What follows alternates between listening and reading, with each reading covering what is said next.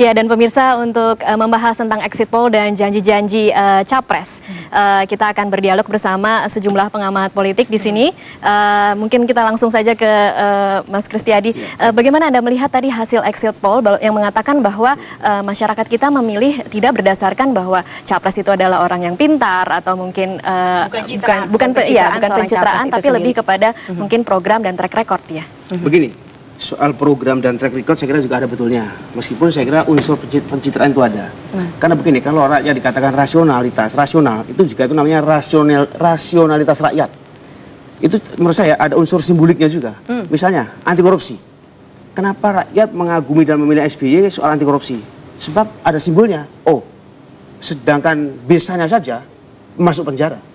Itu bisa dijadikan patokan ya.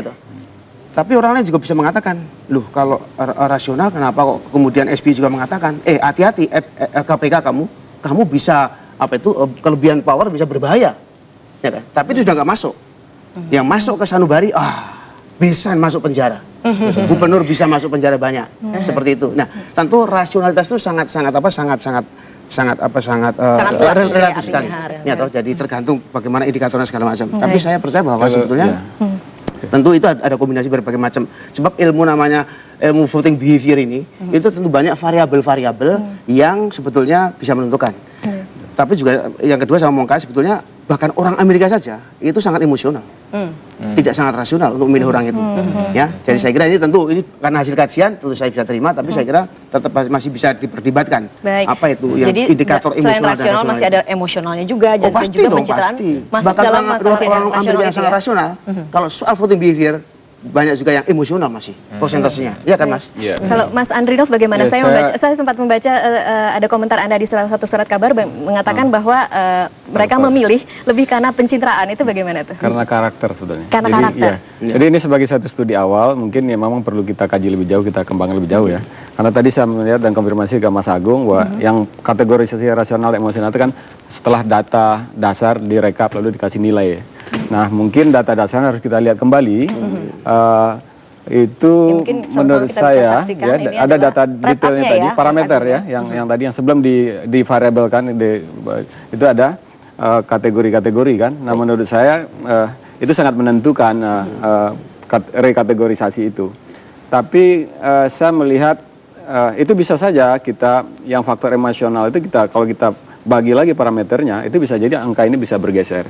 Misalnya ya bagaimana watak seseorang yang disukai gitu ya. Nanti bisa jadi itu ada setumpuk watak subjektif emosional yang disukai, dan nanti bobotnya bisa lebih besar gitu. Tapi ini sebagai data awal, mungkin ya memang begitu perkembangan survei itu begitu ya. Nanti ya, jadi kita belum bisa mengambil kesimpulan tegas bahwa pemilihan sekarang itu lebih rasional. Mungkin lebih rasional dari sebelumnya tapi apakah sangat rasional seperti ini? Belum sampai juga ke taraf seperti itu ya. Definisi konsep daripada rasionalitas. Apa itu? Jadi operasionalisasi konsepnya nanti harus kita kembalikan.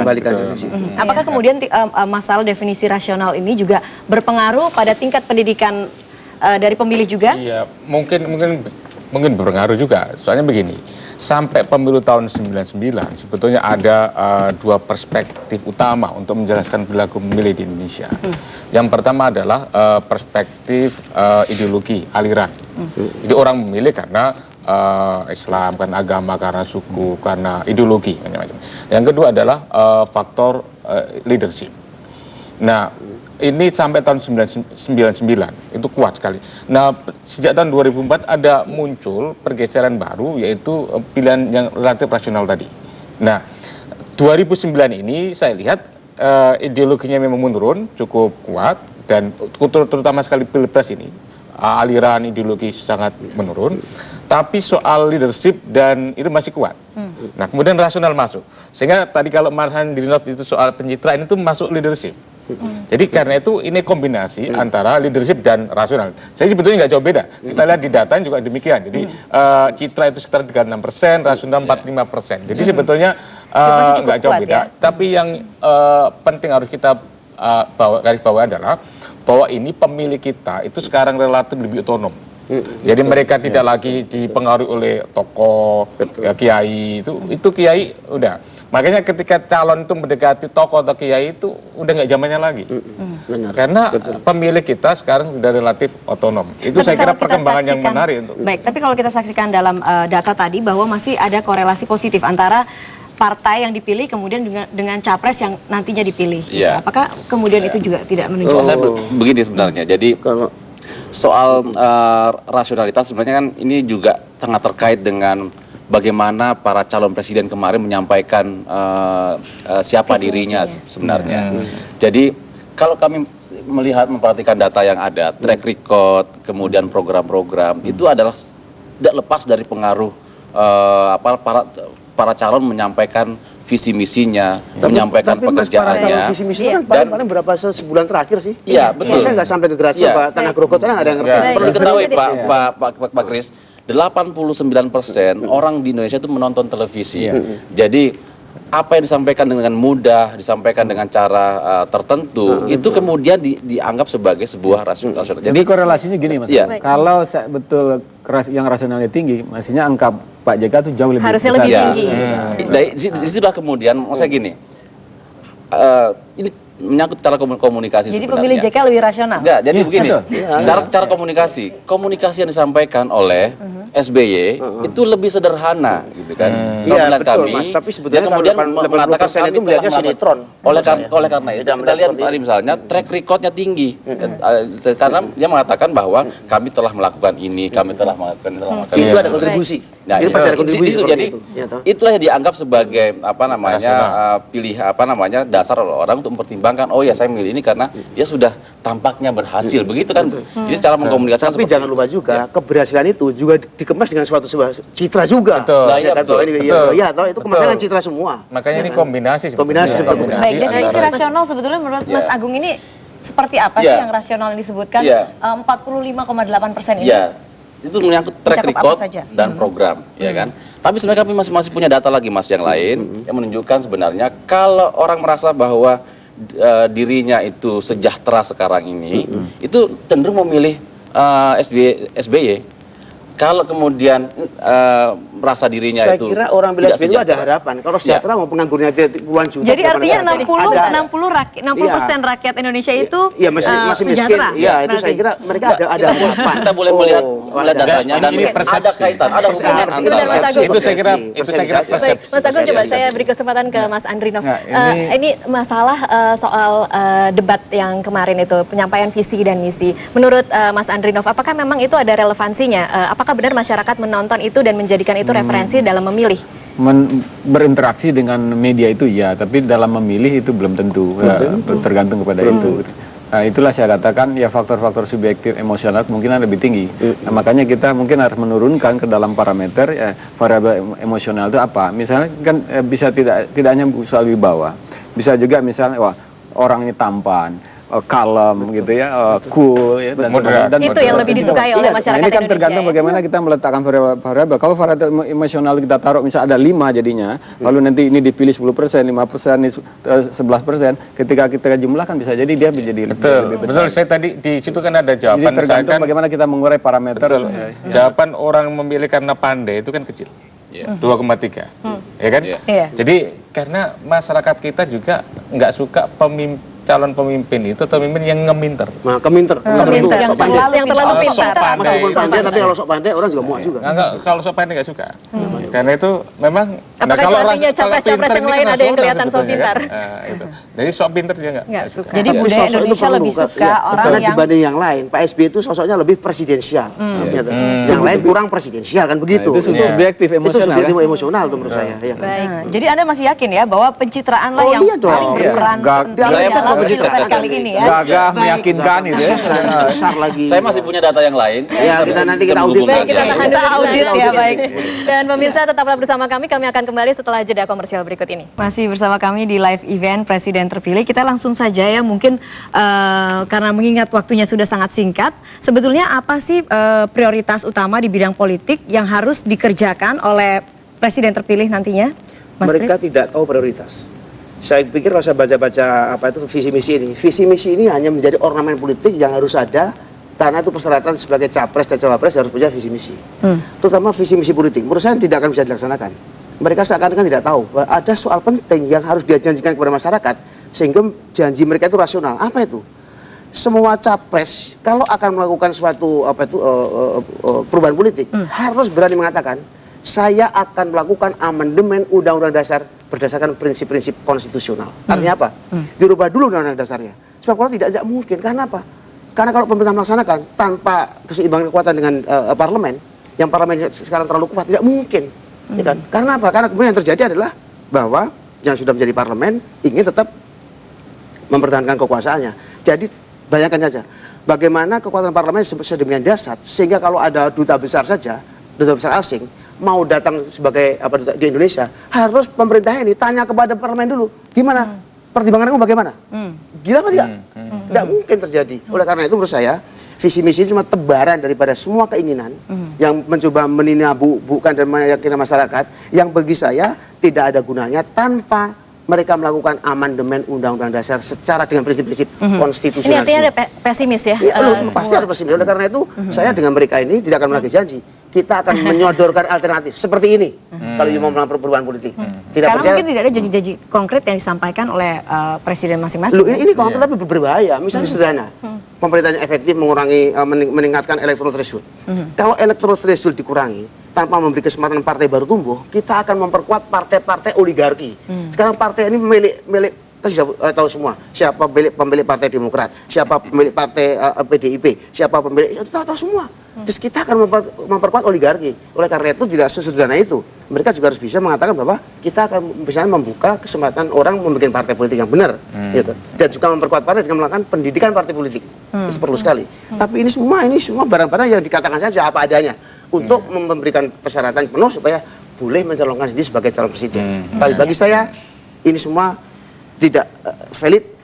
Oleh karena itu kita tidak akan menagih janji mereka, kita akan menyediakan alternatif seperti ini sebaiknya Indonesia. Baik, alternatifnya seperti itu. Jadi kalau kita bertanya atau mengharapkan apa yang akan dikerjakan oleh presiden yang terpilih nanti, itu kita tidak bisa hanya memang memegang atau percaya pada apa yang dijanjikan.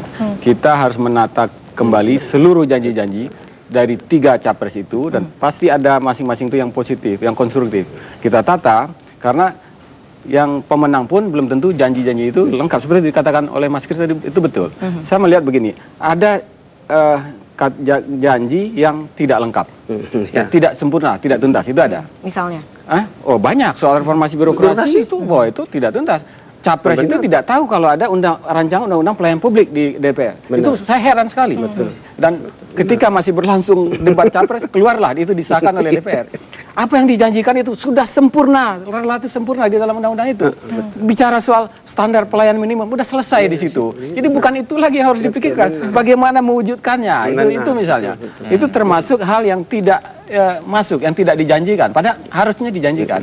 Kemudian ada janji yang tidak tuntas, ada janji yang terlupakan. Misalnya soal ekonomi, saya lihat tidak ada yang bicara soal strategi industrialisasi. Apakah itu tidak penting kalau kita bicara ingin penguatan ekonomi? Apakah kita hanya menyerahkan ekonomi ini bergerak karena tarik-menarik pasar uang, pasar modal itu? Gitu. Nah, kalau kita bicara penguatan ekonomi harus bicara soal strategi industri, apa gitu misalnya.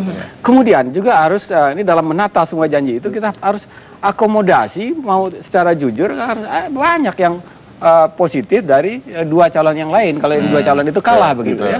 Ya kita harus jujur. Nah disitulah kita tata kembali. Nah itulah yang harusnya dilakukan. Ya, tapi memang ada beberapa poin yang bisa segera dilaksanakan.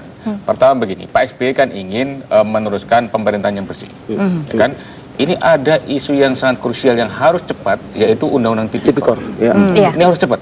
Ini mumpung sebelum Oktober ini harus direalisasi ini.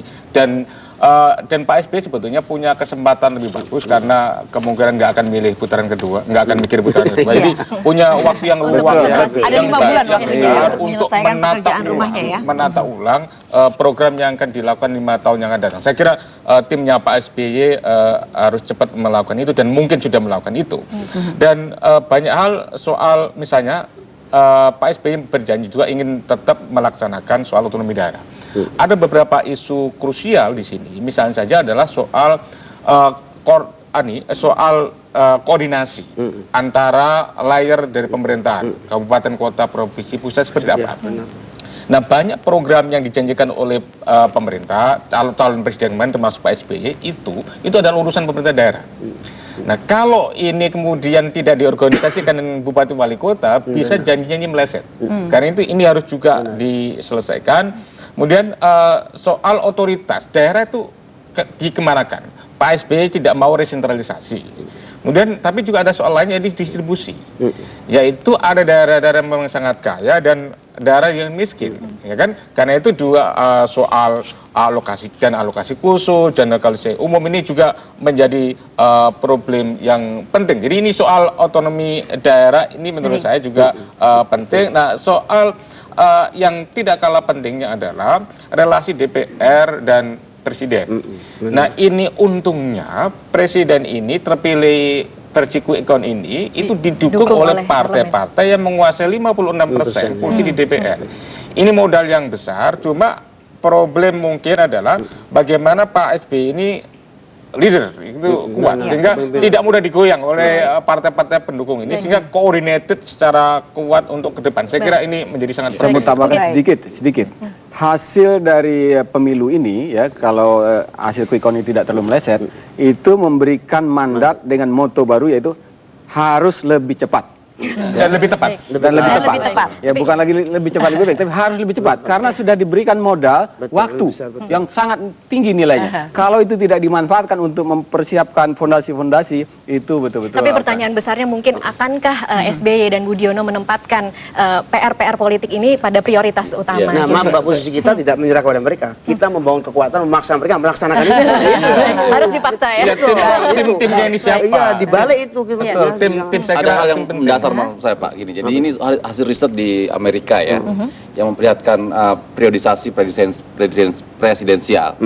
Jadi pada periode kedua presidensial itu biasa pada umumnya adalah periode istirahat, masa-masa menikmati kekuasaan sebenarnya. Jadi ini juga menjadi suatu kehati-hatian bagi masyarakat Iya bahwa pada masa ini karena sudah tidak ada lagi hal yang perlu di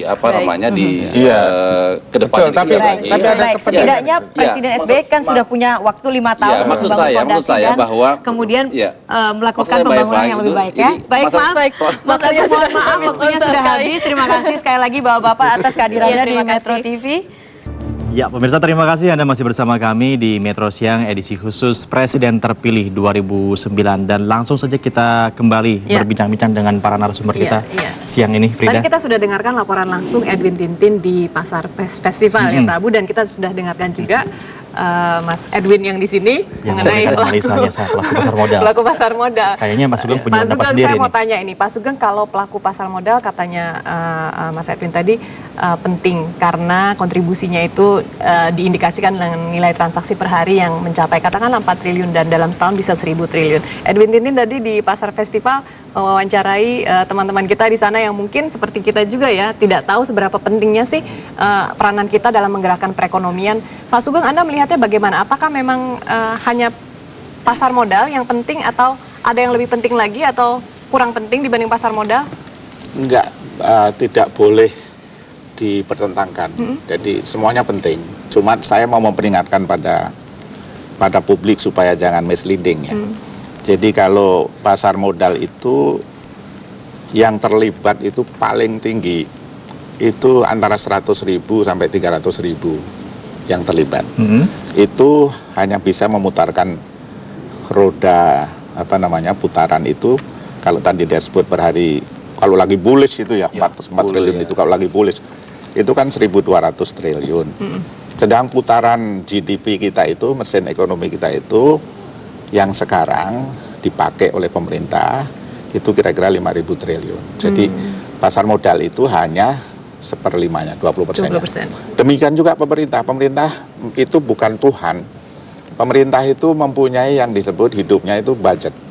Budgetnya itu hanya 1.027 triliun 2009 itu. Jadi kalau dibandingkan dengan putaran yang namanya mesin ekonomi bangsa itu yang tadi pasar apa itu termasuk pasar festival itu adalah 5.000 triliun. Jadi it's only 20%. Jadi don't play God. Jadi 80%-nya lagi bagaimana Pak Sugeng? Nah, yang 80% saya kasih contoh. Misalnya tadi yang di pasar apa itu ada kan pedagang kaki lima. Pedagang kaki lima itu jumlahnya seluruh Indonesia 9 juta. Saya pernah nanya berapa per hari omsetnya, 100.000. Jadi 100.000 kali 9 juta itu kan 900 M, hampir 1 triliun. So in a year itu hampir 360 triliun. Selot of Tapi money. kalau kayak gitu, kenapa juga sekarang? Saya tahu pertanyaan Anda. Jadi pemilihan presiden Enak itu juga ini nggak usah ditanya, bisa langsung tahu. pemilihan pilpres itu yang dihargai bukan pemilihannya itu. Tapi Yang dihargai ini seluruh bangsa ini mengagumkan. Ini dahsyat sekali apa yang Anda lakukan, yaitu kedahsyatan teknologi. Bayangkan 2004 ke 2009. Dalam waktu 5 tahun kita bisa menyamai Amerika. Dalam hal Dalam kebebasan hal berdemokrasi. no. Dalam hal menyelenggarakan pemilu. Touchscreen, real time, quick count, malah ada dalam 1 hari kita sudah bisa menentukan pemenang. ya, Dan tidak ada seorang pun yang kemudian dukun-dukun menjadi nggak ada dengan ada quick count itu. KPU takut kalau mau bohong karena ada karena quick count. sudah ada quick count. Exactly. Quick count.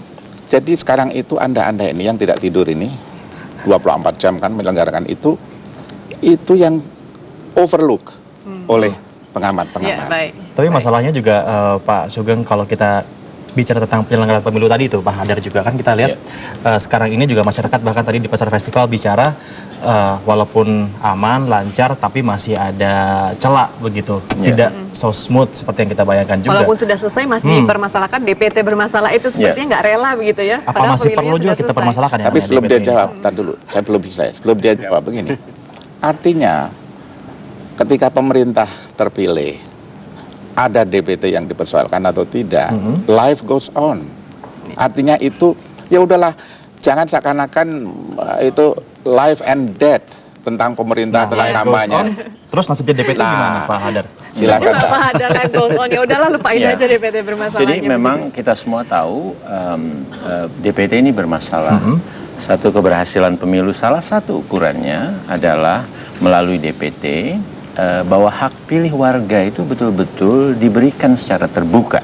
Jadi masalah dia kemudian mau menggunakan atau tidak itu urusan lain. Tetapi mestinya itu diberikan secara luas begitu ya, secara terbuka betul. Nah, saya kira apa yang terjadi sekarang justru sudah disampaikan tadi kurang lebih. Memang masyarakat inilah yang membuat ini berhasil. KPU, pemerintah tidak berhasil membuat DPT yang rapih, bermasalah sekali, bahkan 2 hari sebelum pemilu masih sangat bermasalah. Ya, tetapi kemudian masyarakat akhirnya bisa menerima. Tidak ada gelombang protes yang besar. Jadi ini lebih karena masyarakat yang dewasa sedang pemerintahnya fail. Bisa dibilang. Saya kira itu kunci keberhasilan kita gitu. Tetapi bukan kita harus kemudian mengambil kesimpulan, ya lain kali DPT buruh juga nggak apa-apalah gitu. Bukan itu gitu. Nah oleh karena itu tetap kita harus ingatkan keberhasilan kita masih punya sejumlah Jadi catatan. jangan lihat Hadar, kita negatifnya saja. ngomongin tentang DPT, kita langsung sapa dulu nih. Ada Erika Ya, Subino ada di Erika KPU. Subino di kantor KPU Jakarta. Halo Erika, selamat siang. Selamat siang, Frida. Ya, sudah berapa suara yang berhasil dihitung oleh KPU? Sekitar 18 juta suara, Frida dan juga Prabu. Namun bisa Anda saksikan di ruangan ini, KPU tidak lagi menyediakan fasilitas ruangan dan komputer seperti di Hotel Borobudur pada pemilu legislatif lalu, tapi cukup di media center dengan proyektor layar besar dengan tampilan berapa perolehan suara sementara pasangan Capres dan Cawapres. Dan bisa Anda saksikan di proyektor ini, Frida dan juga Prabu, pasangan SBY Budiono masih unggul di posisi teratas dengan perolehan 61,66%, disusul oleh Megawati dan Prabowo di urutan kedua dengan 28,57% dan JK Wiranto dengan perolehan suara sementara 9,77%. Namun bisa kami ingatkan kembali hasil ini baru hasil sementara yang didapat dari sekitar 40.000 TPS atau kurang dari 10% jumlah TPS, 450.000 TPS yang tersebar di seluruh Indonesia. Dan dalam 2 hari ini 100.000 TPS dimungkinkan akan selesai sehingga tampilan datanya akan bisa ditampilkan di KPU ini. Dan karena tidak semua KPPS mempunyai telepon genggam atau HP untuk mengirimkan pesan singkat atau SMS yang berisi hasil perolehan suara di TPS-nya, sehingga tidak semua SMS atau pesan singkat itu bisa dikirimkan ke KPU pusat ini, seperti yang terjadi di Maluku dan Sulawesi Selatan, di mana signal di sana tidak terjangkau untuk mengirimkan pesan singkat. Dan Ketua KPU Abdul Hafiz Ansyari tadi juga mengatakan sistem SMS ini jauh lebih cepat dibandingkan dengan sistem scanner yang digunakan pada pemilu legislatif lalu. Karena di tiap KPPS diberikan nomor khusus yang sudah terregistrasi dan tentunya sudah terproteksi, jadi sangat aman di sini. Namun tabulasi ini hanya menampilkan berapa persentase perolehan suara capres dan cawapres tanpa menampilkan berapa suara sah atau yang tidak sah. Jadi tentu saja tolak ukurnya masih pada penghitungan manual yang akan dilakukan di tingkat kecamatan pada tanggal 10 hingga 15 Juli, kemudian di tingkat kabupaten kota pada tanggal 16 hingga 18 Juli, di tingkat provinsi pada tanggal 19 hingga 21 Juli, dan KPU akan menerima seluruh hasil rekapitulasi secara nasional pada tanggal 22 hingga 24 Juli. Sehingga pada tanggal 25 hingga 20 Juli nanti pengumuman hasil tahap pertama bisa dilakukan. Jadi Anda bisa mengetahui berapa putaran yang akan dilaksanakan, apakah itu 1 putaran atau 2 putaran. Apabila 1 putaran, pemirsa, maka anggaran sebesar 1,4 triliun rupiah akan dikembalikan ke pemerintah. Namun apabila ada putaran yang kedua, maka anggaran akan tetap digunakan untuk Pilpres putaran kedua yang akan dilaksanakan pada 8 September mendatang. Dan pemirsa, Anda juga bisa melihat di rumah bagaimana tabulasi ini berlangsung dengan mengetik http://tnp.kpu.go.id.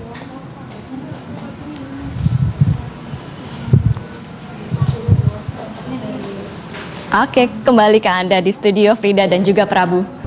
Ya, pemirsa masih bersama kami di Metro Siang edisi khusus Presiden Terpilih 2009. Dan kita masih bersama narasumber kita ini pada siang hari ini. Pak Hadar, saya masih mau melanjutkan yang tadi tentang DPT itu. Kalau kita lihat tadi dari pendapat masyarakat, begitu seperti mereka udahlah Pilpres sudah selesai, ke depan seperti apa. Nah, kalau kita bagaimana? DPT ini harus masih kita permasalahkan, digugat atau seperti apa? Itu haknya peserta pemilu yang lain. Kalau mereka mau memasalahkan, ada jalurnya kan, bisa diajukan ke pengadilan dan seterusnya. Tetapi poin saya adalah kita perlu pastikan di setiap pemilu itu hak warga ini betul-betul bisa tersedia kalau mau digunakan. Bagaimana? Ya, mulai dengan DPT yang akurat. Nah, kemarin ini sebetulnya terselamatkan dengan keputusan MK. Di hari-hari terakhir. Betul, walaupun dalam prakteknya, tapi keputusan MK pun juga terlalu jauh, penuh dengan ketakutan nanti akan menimbulkan masalah, surat suara tidak cukup, ada yang membeli lebih dari satu, dan persis. Kami mencatat 115 TPS yang kami sempat kunjungi dengan teman-teman di kantor, 102 di Jakarta. Itu ada 628 yang non DPT menggunakan KTP. Nah, jadi ini sebetulnya cukup banyak, walaupun seharusnya kalau kami waktu rame-rame mengajukan kemarin itu lebih dari itu dong. Jadi mestinya dimanapun kalau orang punya KTP non DPT gitu ya, bolehlah gitu. Ketakutan untuk surat suara nggak cukup, ternyata nggak terbukti. Kami udah perkirakan karena tingkat partisipasi di TPS-TPS itu hanya sekitar 70-an atau 60-an. Nah, untuk ke depan kan jadi kita sudah punya pengalaman ini KTP bisa dipergunakan begitu, Pak Hadar. Jadi tentang DPT yang kemarin ini bagaimana nasibnya? Apa harus dipermasalahkan lagi atau gimana itu dia? Kalau kami berpandangan sebagai satu catatan ke depan harus diperbaiki. Kalau mau dimasalahkan itu haknya peserta yang lain. Karena begini, kalau kami tidak. Karena apa? Sebetulnya DPT bermasalah itu tidak otomatis menjadi pelanggaran ataupun kecurangan di dalam pemilu kalau tidak ada yang mau menggunakannya. Misalnya kelebihan surat suara, akibat DPT yang bermasalah kan kelebihan surat suara. Ada nggak yang menggunakan kelebihan surat suara untuk menggelembungkan perolehannya? Itu sebetulnya persoalannya intinya. Kalau itu tidak terjadi dirasakan demokratis, saya kira tidak apa-apa. Baik. Pak Mas Hadar, soal DPT, baik kita tutup buku dulu masalah DPT. Saya mau ke Mas Edwin dulu. Mas Edwin, kalau tadi kan kita lihat Edwin Tintin di Pasar Festival juga menanyakan kepada seorang bapak, katanya lebih baik kabinetnya SBY nanti diisi oleh orang-orang dari partai politik atau teknokrat saja. Sebenarnya pertanyaan itu cukup berat karena kalau saya sendiri yang ditanya saya juga bingung jawabnya. Saya sih terserah Pak SBY saja begitu. Tapi kalau menurut Mas Edwin bagaimana sebaiknya? Saya pikir kalimatnya begini, saya coba tulis gini adalah ke depan. Kalimatnya adalah lanjutkan upaya peningkatan kesejahteraan rakyat dengan cara seksama dan dalam tempo yang sesingkat-singkatnya. Saya pikir jadi moto dari semua itu kita gabungkan saja. Pengejawantannya apa? Artinya kalau tidak salah di sini kemarin gitu ya mengenai kabinet juga dibahas gitu, apakah harus parpol atau non parpol gitu kan. Saya pikir kita bukan melihat itu, pasar tidak melihat itu, pasar melihat capability. Saya tidak boleh melarang orang profesional harus tidak berparpol, berpolitik kan, tapi seandainya dia jadi partai politik, menjadi menteri dan dia punya kemampuan, why not gitu. Jadi saya pikir ke depan kita akan melihat bahwa susunannya terserah, mau dari parpol tidak terserah, tapi profesionalisme terjaga, kemampuan terjaga, dan bisa bekerja keras karena PR-nya banyak sekali. Ya, Pak Sugeng setuju dengan Mas Edwin? Terserah dari partai politik atau dari kalangan? Saya tetap pada pendirian saya. Saya ingin mencoba mewakili umum ya, civil society. Jadi mestinya apa yang disinyalir oleh Hadar dan Edwin tadi itu di masyarakat yang terbuka sekarang ini itu cuman waktu saja. Jadi misalnya ada DPT, ada kecurangan. Itu seharusnya kan menang dengan curang kan malu. And you cannot hide di masyarakat yang terbuka, TV yang nyoroti, kemudian kan menangnya tidak dengan kemudian curang, penulis. indikasikan menangnya dengan curang. I'm not saying that. Kalau misalnya itu dia tahu atau melakukan, kan main golf aja ada yang curang. Kan nggak ada yang tahu main golf bolanya didorong-dorong supaya enak dulu, supaya mukulnya enak. Kalau menang dengan begitu kan nggak enak. Jadi pemilu itu kayak orang main golf, it's your game. Dan saya tetap ya, di masyarakat yang terbuka semacam ini, dengan dahsyatnya teknologi ini, elektronik ini, nggak ada yang bisa bersembunyi. Jadi sekarang tidak ketahuan. Tetapi Anda tahu ini, talk show, kemudian penulis. Bisa membongkar itu semuanya, begitu baik. One time akan terbongkar, jadi tidak ada gunanya. Gitu. Jadi mungkin siapapun itu asalkan bersih dan jujur dan tidak main curang begitu. Kalaupun curang kan nggak enak. Biar aja kayak orang main golf. Gue menang dapat piala tapi tahu dia curang. Exactly. Pak Hadar dan juga Pak Sugeng, terima kasih sudah. Oke, terima kasih.